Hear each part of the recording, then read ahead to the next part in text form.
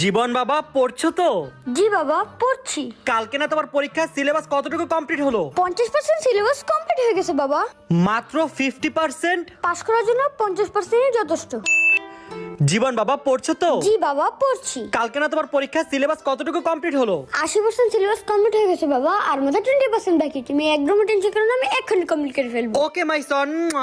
আর আমাদের বাংলাদেশে যা হয়, কালকে না তোর পরীক্ষার পড়া পড়তেছস তো? হ্যাঁ আব্বা পড়তেছি।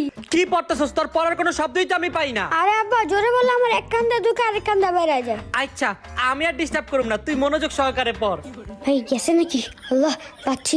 আজকে আমি যে কামটা করছি বইয়ের মধ্যে মোবাইল ঢুকাই দিছি। ওয়াও, এই তোর পড়ালেখা? আব্বা এটা আমি করি নাই, এটা শয়তানে করাইছে।